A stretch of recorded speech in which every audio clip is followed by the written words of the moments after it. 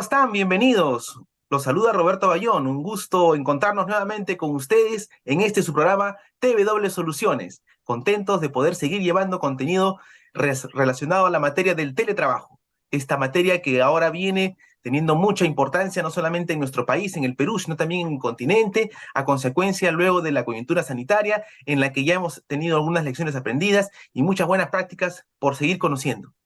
Y en esa línea nos encontramos muy contentos con la presencia del gran invitado que tenemos el día de hoy, el señor Álvaro Melo.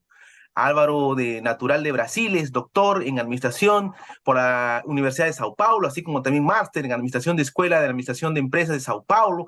Es considerado un profesor pionero, además de consultor e investigador en Brasil y en América Latina, en el área de teletrabajo y emprendedurismo. Además, es presidente de International Work Transformation Academy, ITA. Ha sido expresidente y director de la Sociedad de Brasileira de Teletrabalho y Teleactividades. Es CEO fundador de Beca y Work, que es una empresa pionera también en Brasil en el área del emprendimiento electrónico y capacitación en teletrabajo. Además de coautor del un libro de la OIT, Telework in the 21st Century, An Evolutionary Perspective. Y contribuyó como autor a diversas publicaciones, entre ellas también el primer informe del estado de teletrabajo en América Latina y el Caribe. Ha participado en diversos eventos representando al Brasil y a Latinoamérica en países como Portugal, Suecia, España, Holanda, Argentina, Costa Rica, Colombia, Uruguay y Perú. Muchas gracias. Estamos muy contentos de poder contar con Álvaro. ¿Cómo está Álvaro? Buen dia. Bom dia, Roberto. Muito gosto estar aqui contigo, amigo de LAN, há muito tempo, e que estamos mantendo esta relação de amizade profissional, e eu creio que temos muito que nós outros, com nossas atividades, agregar valor ao teletrabalho em Latinoamérica, principalmente depois desses 3 anos de impactos de la crisis de salud. Claro que sí, Álvaro, muy bien. Vamos a conversar justamente el día de hoy. La materia que nos convoca es el futuro del trabajo en nuestro continente. Y bueno, como bien lo manifestaba, de repente, a diferencia de otros continentes que ya habían tenido un mayor desarrollo evolutivo, a diferencia del nuestro, eh, ¿cómo você cree, vamos a pasar a la primera pregunta, ¿no? ¿Cómo você cree que ha evolucionado la práctica de teletrabajo en América Latina? Roberto, lo que pasa é que hay que considerar el marco del tiempo. Hasta 2019, tanto acá em Brasil, como em Peru e em outros países de Latinoamérica, sempre houve uma resistência cultural não tecnológica para a adopção do teletrabalho. As empresas resistiam. E, por exemplo, nossa experiência como consultor em São Paulo e em outras partes do Brasil é que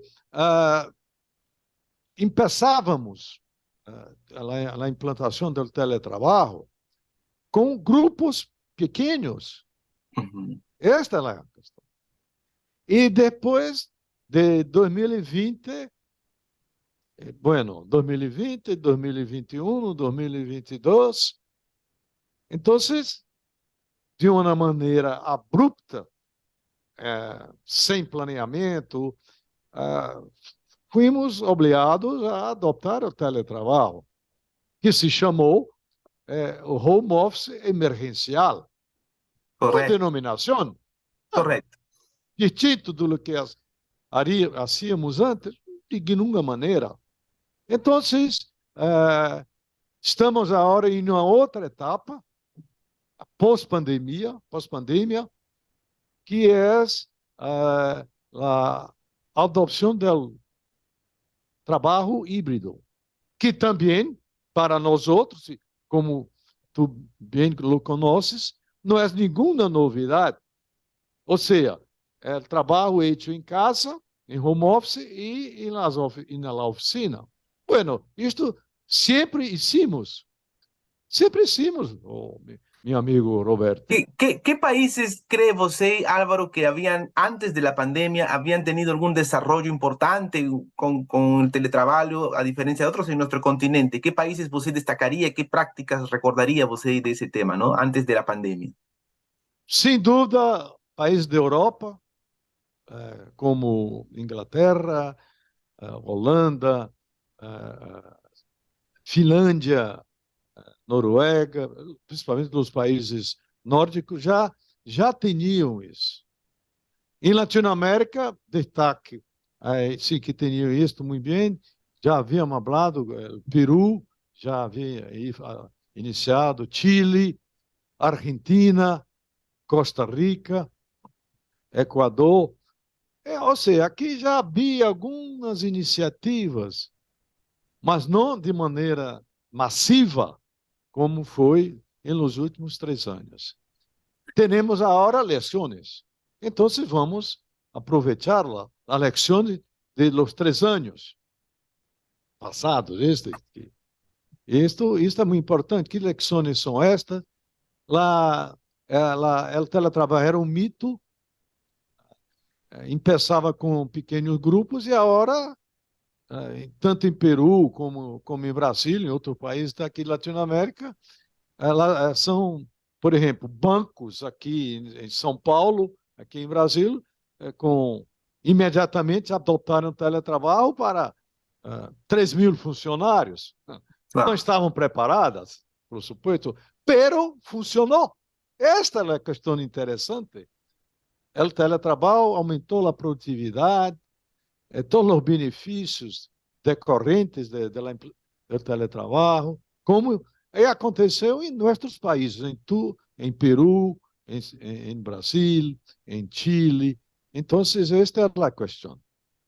Perfecto, Álvaro. Ahora, ¿cuáles consideraría en ese contexto, ¿no? Que son estas lecciones, sus principales hitos para el desarrollo del teletrabajo en el continente?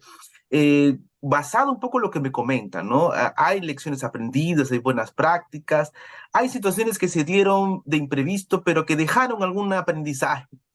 ¿Y cuál consideraría en todo caso sean esos principales hitos? Porque, y comento esto porque, como usted sabe, normalmente no todos los países tenían una regulación normativa. Y también ha sido parte del desarrollo de la modalidad el hecho de que haya una regulación. Y los países han tenido diversas respuestas. Pero antes que la regulación, y como bien lo mencionó usted en primera pregunta, había la práctica del teletrabajo, o sea, la costumbre. Y esa costumbre se había adquirido, pues obviamente, desde el punto de vista de las grandes empresas transnacionales que traían la experiencia de Europa hacia aquí o de Asia hacia Latinoamérica y nos hacían pues ya sentirnos parte de la globalización. Entonces, ¿cuál consideraría usted son los principales hitos del desarrollo del teletrabajo y estas buenas prácticas que podríamos recoger en el continente? Bueno, eu creio que uma coisa que quedou muito claro é que é possível fazer o teletrabalho. Correcto. É possível. Aí está lá os exemplos, as experiências improvisadas, temporárias. Ou seja, esta foi uma questão. Questões anteriores que, como disseste, já havíamos adotado quando adotávamos o teletrabalho. Por exemplo, a preocupação com a prevenção com inseguridade da saúde. Correto. Este é um tema hoje muito importante, incluso a saúde mental, a preocupação com a adopção do teletrabalho, pero com preocupação, por exemplo, controle que se fazia antes, quando nossos profissionais trabalhavam em la casa.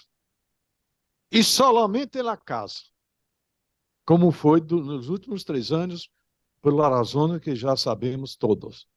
Então, este é um problema. Não houve voluntariedade. Antes, para a adopção do teletrabalho, era necessário que os candidatos, os profissionais, era voluntário, não era uma obrigação como foi este ano. A questão de... Este é muito importante que comentaste, que em Peru está bem adelantado nisso, e que se passou em vários países, a questão da legislação. Então, os países tiveram que estabelecer uma legislação.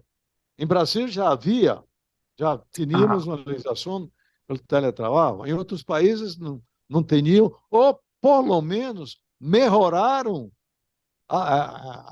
agregaram mais regulamentos ao teletrabalho, como foi o caso de ustedes, o caso acá de Brasil, é o caso de Argentina, de Chile e outros países. Então, a questão da regulação. Como que dava antes, como está agora? As relações com as atividades sindicais. Como estão os sindicatos? Havia realmente uma resistência dos sindicatos. E agora esta resistência não é tão grande assim. A adopção do teletrabalho de forma mais planejada, isto que está passando em Brasil, em área pública, nas organizações públicas.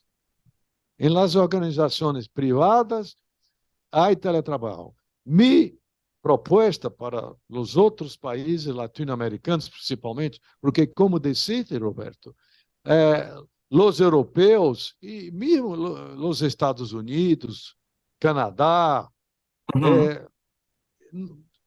desarrollaram o teletrabalho muito bem, perfeito, sem nenhuma crítica com respeito a isso, pero se quedaram alejados nesses últimos anos. Bueno, não alejados, pero também adotaram o trabalho híbrido. Todos os países da Europa adotaram o home office, com as consequências que são muito semelhantes a nossas consequências.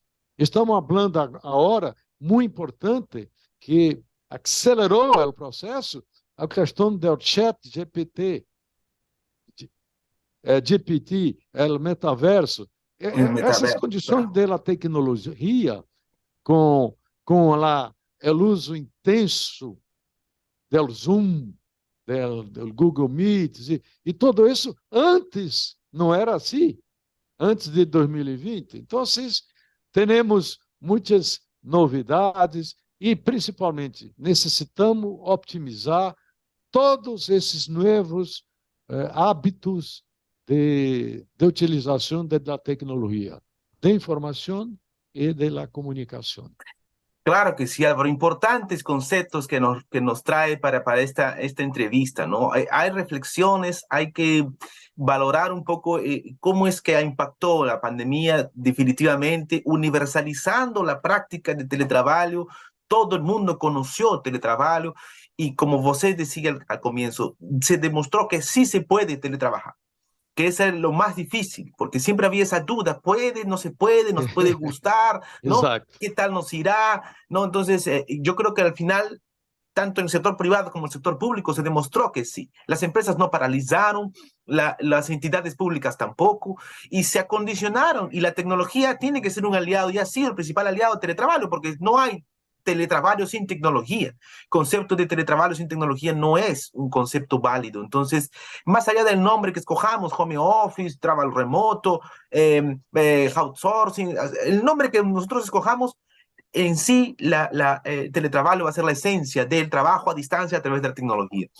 Muy bien, Álvaro, para concluir esta entrevista, quisiera preguntarte, basado en tus conocimientos, tu experiencia, habiendo sido directivo, habiendo sido también fundador de varias iniciativas, consultor y profesor pionero en tema de teletrabajo en nuestro continente, ¿cuáles consideraría en este contexto son los principales desafíos que tienen teletrabajo en nuestro continente y cómo podríamos darle algunas recomendaciones a algunas entidades o también a algunos sectores de gobierno para poder sostener de manera estratégica la práctica del teletrabajo? Bueno, a igualdade de trato. E o que quer dizer isto? O teletrabalhador contará com os mesmos direitos e obrigações da relação laboral.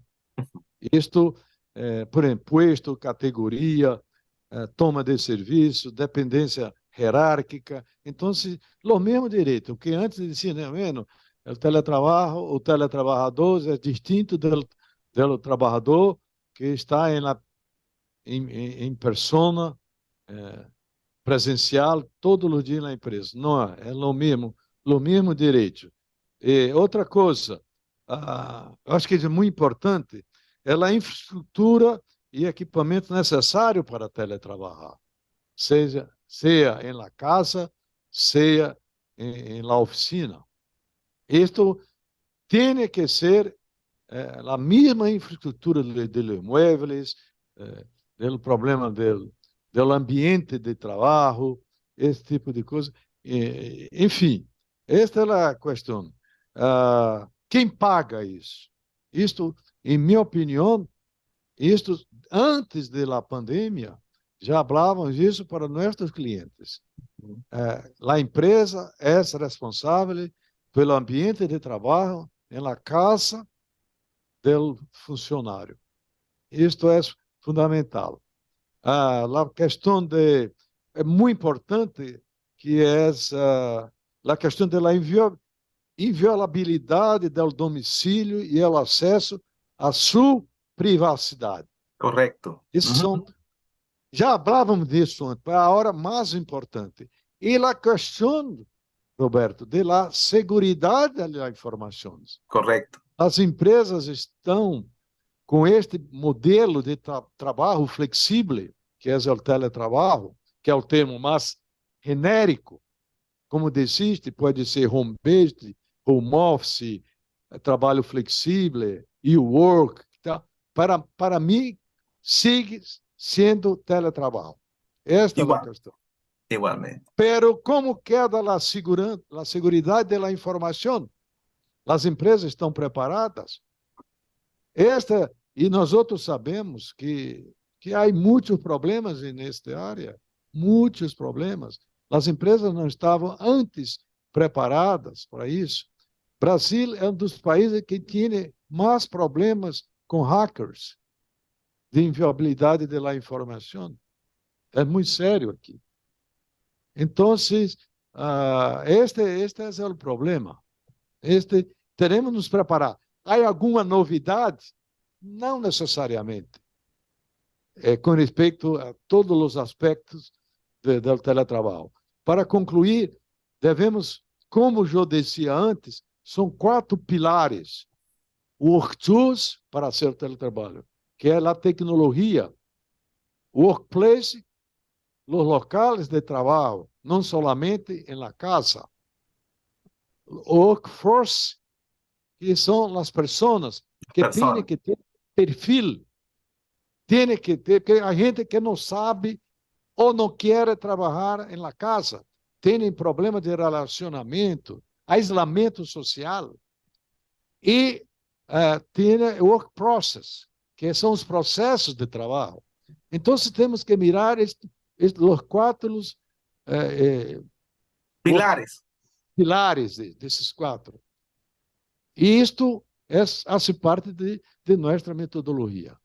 Te agradeço mais uma vez esta oportunidade, e que seguramente será feita uma difusão desta nossa entrevista em vários países latino-americanos, que agregará, juntamente com outros companheiros que também serão entrevistados, agregará mais consistência e credibilidade para o teletrabalho em nosso continente.